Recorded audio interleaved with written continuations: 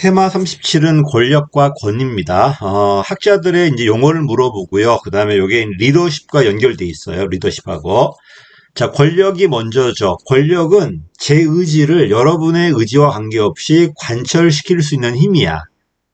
그치? 이런 권력 중에서도 여러분이 정당하다고 느끼는 권력을 우리 뭐라고 그래? 권위라고 그래요. 권력은 에찌오니가 먼저 나오죠. 강제, 공리, 규범. 강제는 명확히 물리력. 공리 권력도 금권이니까 명확한데 규범 권력은 좀 애매해요. 도덕이니까. 이러다 보니까 프렌치 라벨은 규범을 없애버리고 대신에 전문, 그지? 그다음에 준거, 그다음에 권한이라는 합법적 정통 권한이 들어와요. 정통이.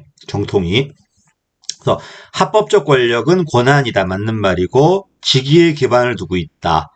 그다음 2번 틀렸죠? 카리스마는 중고 권력이야. 강압은 물리력 이런 것들이고요. 처벌할 수 있는 능력이고 이건 틀렸습니다. 공포에 기반하는 건 맞아요. 기반하는 강압은 맞지만 카리스마가 틀렸죠. 옛날에는 권력은 무조건 윗사람이 가졌어. 이 사람이 직위 권력도 높고 능력도 제일 있었으니까. 근데 지금 그렇지 않아요. 직위 권력은 윗사람이 높겠지만 전문 권력은 실무자가 더 세요. 그치? 그래 전문 권력은 꼭 윗사람만 갖는 게 아니라 누구나 가질 수 있습니다. 왜 정보라든지 지식 같은 권력이니까. 그래서 항상 일치하는 것은 아니다. 맞는 말이고 4번도 맞죠. 중고 권력은 자기보다 뛰어나다고 생각하는 사람을 닮고자 할 때 발생한다. 이걸 카리스마하고 비슷합니다. 답은 2번 틀렸죠. 강압은 공포는 맞지만 카리스마는 중고입니다. 자, 또 이제 프렌치 라벤이 나왔는데 상징은 없어요. 그치? 상징은 없습니다. 강제 권력, 그 다음에 공리 권력, 전문성, 그 다음에 중거 권력, 그 다음에 여기다가 뭐가 들어간다? 합법적인 권한, 정통 권력이 들어가요. 밑에 써놨으니까 읽어보시고요. 자, 그 다음에 이제, 이런 권력을 배경으로 들어오는 게 특히 권위 배경 들어오는 게 이제 리더십이야. 권위가 지금 학자가 안 나오는데 권위 나왔을 때는 대보가 제일 잘 나오죠. 카리스마 권위, 전통 권위, 합법적 권위. 자, 모든 나라의 모든 조직의 권위는 카리스마가 제일 먼저입니다. 근데 사람은 죽을 거니까 오래 못 가겠죠. 그러다 보니까 다른 거로 바뀔 건데 그게 권한이나 그 정통 권력 아니면은 합법적 권력이에요. 그래서 이런 카리스마 권력이 전통으로 넘어들어갔을 때가 전근대 사회, 법으로 들어왔을 때가 이성으로 들어왔을 때가 근대 사회라는 겁니다. 자, 리더십 하겠습니다. 리더십엔 제일 먼저 리더십의 유형이 나오죠. 제일 먼저 자질론이 먼저야. 자질론에서 행태론으로, 행태론에서 상황론으로, 상황론에서 다시 신자질론으로 발달합니다. 특성론이 자질론이에요. 그치? 근데 문제는 뭐냐면 이 상황별로 공통된 자질이 뭔데 도대체? 이걸 찾기가 어렵다는 겁니다. 그래서 자질론에 대한 비판은 지도자의 자질, 달라질 수 있는데 그냥 동일한 자질이 있다는 것은 말이 안 된다는 거죠. 답은 1번이었고 이거 맞는 말이고요. 행태론은 자질로는 보이지 않는 거야. 타고나는 자질이니까.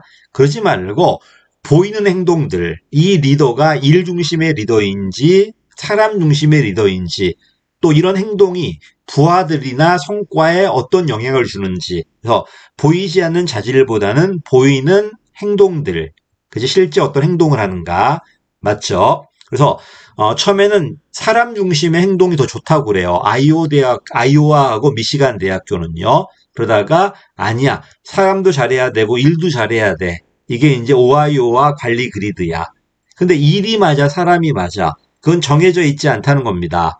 그치? 상황별로 일이 맞을 때도 있고 사람이 맞을 때도 있다는 게 상황론이에요. 그 리더십은 정해져 있는 게 아니라 특정한 맥락이라는 게 부하의 특징 또는 과업의 특징, 조직의 특징 이런 거에 따라서 달라져야 돼요. 이게 상황론이다. 그 다음에 신자질론이야. 번스바스 신자질론 틀렸죠. 거래가 아니라 변형 리더십이 돼야 되겠지. 카형지계니까 카리스마, 영감, 지적 자극, 개별적 배려 해가지고 카리스마와 중첩되는 거는 거래가 아니라 변혁이 돼야 돼요. 근데 조심할 거는 변혁 리더십 이꼴 카리스마 리더십은 아니에요. 카리스마는 변혁의 한 요소일 뿐이지 카리스마만 있다고 변혁이 되는 건 아니에요. 조심하셔야 되고요. 답은 4번이었습니다. 자, 피들러는 상황론이야. 일이 맞다, 사람이 맞다가 정해져 있는 게 아니라 상황에 따라 달라질 건데 그 상황이 리더와 부하의 관계죠. 그다음에 과업 구조, 일이죠. 직위 권력이야. 이 세 개에 따라서 일이 맞을 때도 있고 사람이 맞을 때도 있어요. 이번 틀렸죠. 권위민주 방임은 이거는 아이오와 대학이야. 리피트 화이트의 아이오와 대학이고 권위민주 방임 중에 민주가 제일 낫다는 행태론입니다. 1번 틀렸어요. 행태론은 자질보다는 리더의 행동이 일 중심인지 사람 중심인지가 더 중요하다는 거예요. 처음에는 아이오와하고 미시간은 사람 중심의 리더가 더 낫다는 거고 반면 오하이오와 관리 그리드는 일과 사람을 같이 하는 리더가 낫다는 거죠. 허시블렌 차드는 상황론이다. 이 사람이 사용한 상황 변수는 부하의 성숙도야. 성숙도가 높은가 낮은가에 따라 달라지죠. 이 성수 두 가지가 있죠. 직무상이 있고 심리상이 있어. 둘 다 낮으면은 지시. 그 다음에 심리가 높고 직무가 낮을 때는 설득. 직무가 높고 심리가 낮을 때는 참여. 둘 다 높을 때는 위임이죠. 맞죠? 허시 블렌차는 부하의 성숙도. 하우스 에반스는 뭐다? 경로 목표 모형인데 리더 역할은요. 저기 목표가 있어.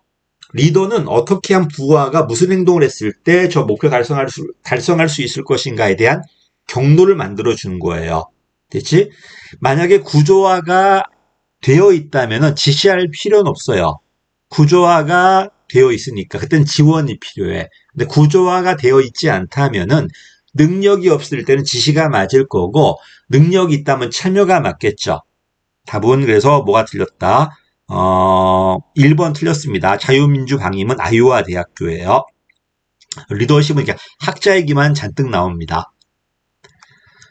그 다음에 신자질론이네요. 여기 나왔을 때 요새 잘 나오더라고요. 제일 먼저 나오는 게 변역이야. 대비되는 게 거래죠. 거래가 X인간들. 그지? 변역은 Y인간들. 거래는 교환이야. 네가 뭘 했을 때 뭘 주겠다는 거죠. 변역은 그렇지 않습니다. 비전 제시하고 솔선수범하고 그다음에 영감 심어주면 자발적으로 따른다는 겁니다. 됐지? 카형지계야. 영감이다. 2번 틀렸죠? 합리적 과정은 거래야. 카리스마, 개별 배려. 그래서 카형지계. 카리스마가 뭐냐면 네가 내가 누구 밑에 있다는 이유만으로도 자긍심을 갖는 거예요. 내가 전 세계 최고의 증권 매니저 밑에서 일한 사람이야. 그치? 그러면 그 자체가 여러분들한테는 어때? 자긍심을 심어주는 게 카리스마야. 그다음 이걸 가지고 비전 제시하는 게 영감이고 이걸로 개별적으로 존중해준다는 뜻을 전해요. 세계에서 최고 잘 나간 사람이 나를 존중해준대요. 그럼 내가 어떻게 바뀐다? 스스로 바뀌겠죠. 지적 자극, 카용지게 해가지고 카리스마, 영감, 개별 배려가 리더 역할이라면 지적 자극은 부하가 스스로 바뀌는 겁니다. 이렇게 합리적 과정은 거래야. 답은 2번이 틀렸고요. 자, 서번트는 변역과 달라요. 서번트는 변역은 리더가 끌고 가고 자발적으로 쫓아오게 만드는 거잖아. 서번트는 그게 아니라 리더는요, 지시하는 사람이 아니고 부하들이 발전할 수 있게 도와주는 사람이야. 일명 섬김의 리더십이라고 그래요. 대체 섬김의 리더십. 니은은 틀렸죠. 보상과 처벌은 당연히 이건 지시야. 서번트도 뭐와 비교해야 돼? 지시와 비교하는 거야. 지시하는 게 아니라 부하가 잘할 수 있게 봉사한다. 됐죠? 리을도 틀렸죠. 최우선적 역할이 업무를 명확하게 지시하는 건 전통적 리더십이고 얘는 그게 아니라 공동의 목표를 만들고 서로 협력하게 만들고 존중하게 만들어서 이 사람들이 스스로 발전할 수 있게끔 그린피드란 학자가 중요한 게 그린리프란 학자가 중요한 게 아니고 리더는 부하를 존중해준다. 리더는 부하가 발전할 수 있게 봉사해준다. 리더가 자발적으로 정직하고 윤리를 지키고 그래야지 부하들도 쫓아가지 않을까요? 요게 이제 서번트 리더십이다. 밑에 있죠. 경청, 공감, 치유, 설득, 지각 뭐 이런 것들 청직의식까지 부하에게 봉사한다. 변역과 유사하지만 변역이 주로 리더 역할을 강조했다면은 서번트는 리더 역할보다는 부하 발전에 좀 더 초점이 있다는 차이가 있다는 겁니다. 이거 말고도 뭐 여러 가지가 있습니다. 여기까지가 이제 또 나왔네요. 변역 리더십. 1번 틀렸죠. 안정은 아니야. 안정은 거래야. 얘는 환경 변화에 대한 적응이야. 틀렸고, 기계 구조가 아니라 유기 구조고요. 카형지계에 개별적 배려 있습니다. 답은 3번이죠. 영감 제시하고 지적 자극하는 3번이 정답입니다. 반면에 교환 관계, 이건 거래죠. 성과 냈을 때 보상하고 일을 명확하게 제시하고 이런 것들은 전부 다 거래와 관련되어 있습니다. 그래서 쉬워요. 거래 나왔을 땐 X인간, 그 다음에 교환 모형 이런 것들, 그 다음에 기계구조, 변형 나왔을 땐 학습조직, 유기구조, Y인간 이런 것들, 카형지계까지 해가지고 여긴 변형 주로 나왔지만은 7급에서는 변형 말고도 뭐 문화 리더십도 있고 되게 많습니다. 리더십 종류가 되게 많으니까 그 약간의 차이지만 그 차이도 좀 더 캐치해 놔야 돼요. 자, 또 변형이네요. 1번은 거래야. 참여 기대가 적다. 이거 자체가 일단 거래예요. 왜 예외 관리일까요? 다 정해져 있는 거야. 다 정해져 있으니까 거기서 벗어나는 것만 가르쳐주면 되겠죠. 이게 예외 관리, 과학관리법이야, 이게. 답은 1번입니다. 옳지 않아요. 이게 2번이 뭐야? 특별한 관심을 보인다. 그 다음에 자긍심을 심어준다. 그래서 특별한 관심이 뭐 개별적 배려 같은 거고, 자긍심을 심어주는 게 뭐가 되는 거야? 이게 카리스마가 되겠죠. 지적 자극. 그 다음에 보다시피 부하의 영감 같은 걸 갖고 부하의 의식을 높이는 거죠. 인본주의니 평화니 가치니 이걸 통해 가지고 어떤 영감을 제시하고, 그치? 그 다음에 스스로 바뀌게 만들어주고, 어쨌든 카리스마를 통해서 자긍심을 심어주고, 그 다음에 개별적 배를 통해서 서로 존중하게 만들어주고, 그 다음에 지적 자극을 통해 스스로 발전하게 만드는 거고, 그 다음에 영감을 통해서 미래 비전 제시하고 솔선수범하는 거죠. 이런 것들. 그래서 예외에 의한 관리는 과학적 관리법이에요. 다 정해져 있기 때문에 벗어나는 것만 관리하면 된다는 겁니다. 답은 1번이죠. 자, 리더십 옳은 거네요. 변혁이네요. 1번 틀렸어. 무엇인가 가치 있는 것, 물질 가치라든지 관계를 교환하는 것은 거래야. 그 다음에 2번은 변혁이죠. 기존의 관례의 사고를 다시 생각하게 만든다. 새로운 관념을 촉진시킨다.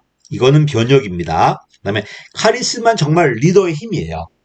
리더의 개인적 힘을 가지고 부하들을 끌고 간 힘입니다. 4번 틀렸죠. 과업을 구조화하고 과업 요건을 명확하게 하는 건 지시라니까. 서번트는 그게 아니라 부하에게 권한을 많이 위임하고 부하가 스스로 할 수 있게 도와주고, 부하가 필요한 게 뭔지를 발견해서 부하가 발전할 수 있게 도와주는 게 서번트 리더십이에요. 답은 4번입니다. 밑에 있죠. 뭐 섬김의 리더십이니 결정권 나눠준다는 등 이렇게 나왔습니다. 자, 지시도 뭐 거래 쪽에 들어가겠죠. 거래에는 지시와 지원이 있어요. 자, 답은 그래서 4번이 가장 거리가 멉니다. 리더십. 자, 그 다음에 이제 문화론이네요. 이제는 전체야. 문화론하고 효과성하고 이제 개혁론만 남았습니다. 역시 문화도 분업보단 조정 쪽이다. 여기까지 하겠습니다. 감사합니다.